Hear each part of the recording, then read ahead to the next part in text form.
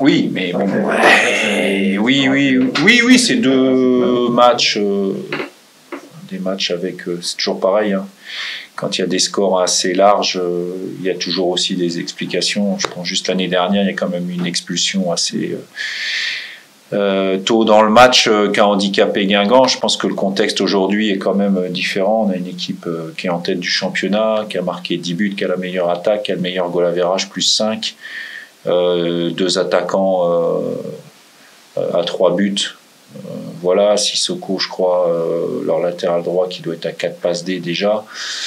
C'est une équipe qui marche sur l'eau actuellement, qui a eu un accident à domicile contre le Red Star, certes, mais qui a montré de la solidité, du panache offensif. Et puis, c'est dans la lignée de ce qu'ils étaient capables de faire. Et puis, bon, comme ils ont récupéré un coach qui prône aussi ce type de jeu-là, avec la réussite dont on a tous besoin, du potentiel, de l'envie, ça donne pour l'instant un très bon début de saison pour eux. C'est un beau challenge à nouveau. On se prépare, on va tenir compte de leurs forces, de leurs quelques faiblesses qu'ils peuvent avoir. Et puis, on verra bien ce que ça va donner vendredi soir. Sur l'attaque, vous êtes pas mal non plus. On a la deuxième, oui, aujourd'hui, puisqu'on a eu 8 buts, ils en ont 10. On a pris autant de buts l'un comme l'autre, 5.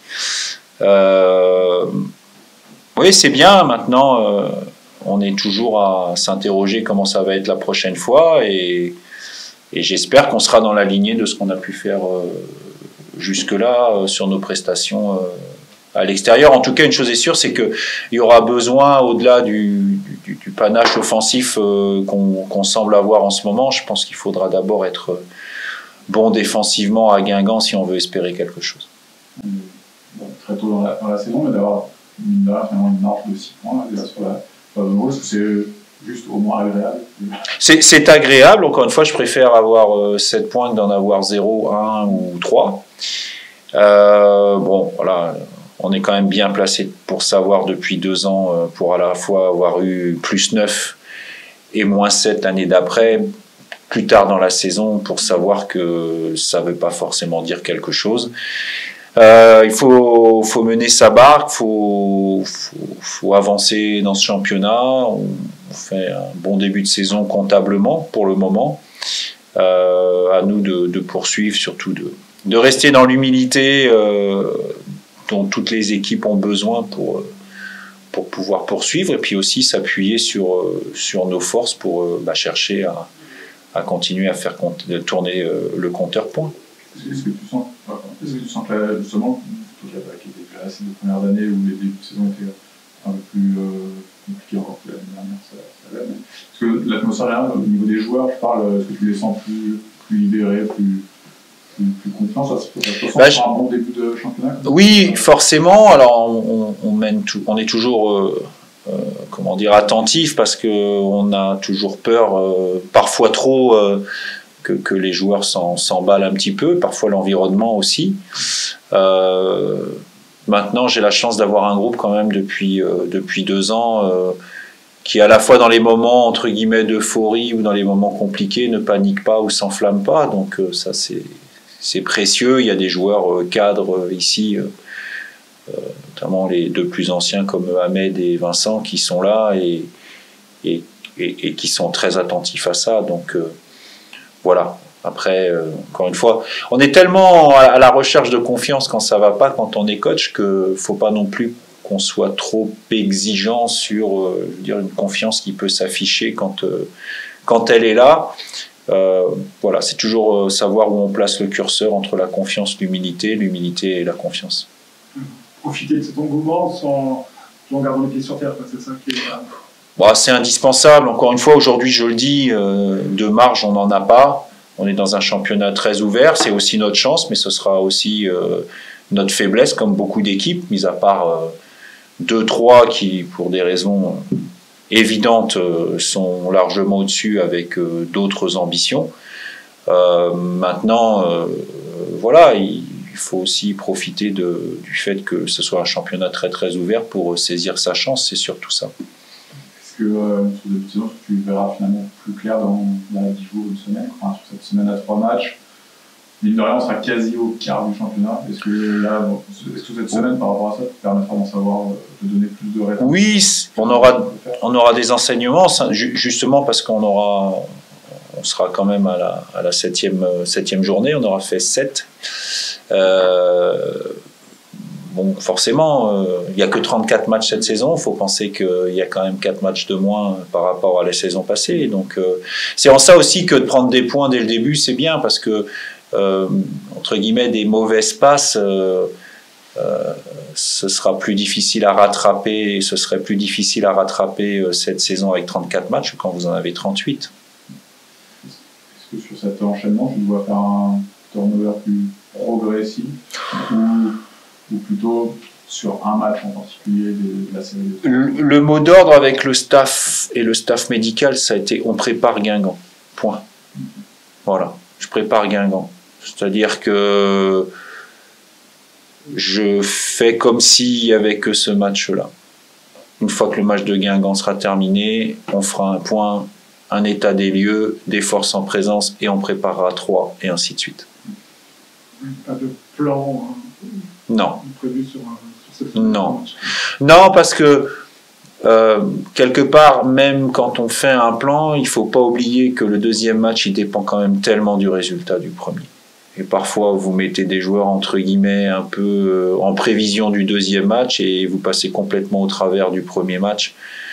Donc voilà, aujourd'hui, on a une équipe qui a donné satisfaction sur le dernier match. Il y a des bobos par rapport à ce match-là, des joueurs qui ont eu une semaine un petit peu perturbée en termes d'entraînement.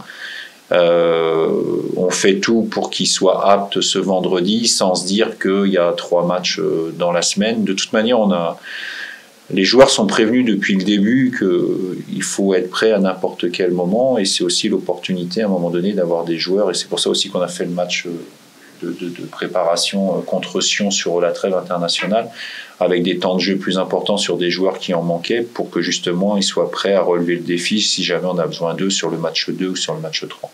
Même comme ça, 3 matchs, c'est que 2 déplacements. Pour vous, vu votre style de jeu, on va dire c'est pas... ça joue pas forcément. Oui, c'est comme ça. On a la chance de pouvoir revenir à la fin après le match contre Guingamp. Voilà, tout a été optimisé pour qu'on puisse être dans les meilleures conditions pour aborder ce match-là. Quand on va aller à Bastia, ils reviendront de Dunkerque mardi, c'est pas forcément mieux non plus. Il y a des équipes, je crois que c'est Lorient-Metz ou Metz-Lorient samedi, il y a des équipes qui vont jouer samedi, elles vont devoir rejouer mardi. Chacun a des avantages et des inconvénients. Vous avez retrouvé Nordine la semaine dernière, vous avez retrouvé Jacques Siouet, là, c'est ça? Oui. On parlait un petit peu au début, il est parti déjà un petit moment maintenant, mais justement, je crois qu'il est un peu surpris au début de saison. En quoi sur les matchs que tu as observé, sur quoi tu l'as le plus progressé, en quoi il a progressé sur quels aspects par rapport à quand tu l'as, parce qu'il avait eu un rôle plutôt complémentaire ici. C'est déjà un joueur qui avait des qualités quand il était ici, qui a été pas mal embêté par des blessures. C'est un joueur qui manquait de volume de jeu à l'époque et je dirais que pratiquement 2 ans et demi après, il s'est bien amélioré de ce côté-là, sachant que je pense qu'il a su aussi être patient sur ces 2 années où il a passé beaucoup de temps sur le banc et il a profité des entrées en jeu. Il a dû aussi faire preuve d'un état d'esprit qui était bon parce que quand on passe 2 ans sur le banc et que vous avez un club qui vous fait prolonger, c'est que quelque part vous traînez pas votre misère, ce qui n'est pas très étonnant parce que c'est un joueur qui avait une bonne mentalité. Il ne faut pas oublier que chez nous, et il va sourire quand il va m'entendre, mais moi, même s'il n'a pas fait une saison pleine parce qu'il a été à la fois, il y avait de la concurrence, parce que c'est vrai qu'il était en concurrence à ce moment-là quand même avec des garçons comme Romain Spano et Alexis Bosetti pour ne citer qu'eux, ou Kevin Testu qui marquaient quand même pas mal. C'est quand même quelqu'un qui faisait partie de la 74e minute du match contre Sedan. Voilà. Et le but, tout le monde parle du héros de la patrie, Alexis Bosetti, pour reprendre des commentaires célèbres pour nous ici. Mais Jaco, il a fait l'entrée en jeu qu'il fallait, et sur le but, vous avez qu'à regarder sur le premier but de Bosetti, si à un moment donné le défenseur il est en difficulté, ce qui permet à Alexis de récupérer le ballon, c'est parce qu'il était déjà sur ses qualités de combattant et qu'il nous a permis de récupérer ce ballon-là. Donc voilà, ça a été une saison où il n'a pas beaucoup joué, mais c'est une saison où quand il a joué, il nous a apporté, et puis je pense qu'il a su grandir. Voilà, honnêtement, humainement, je suis content pour lui. Alors je suis un peu plus méfiant parce que ça va être notre adversaire ce week-end, mais je suis content pour lui humainement, c'est bien.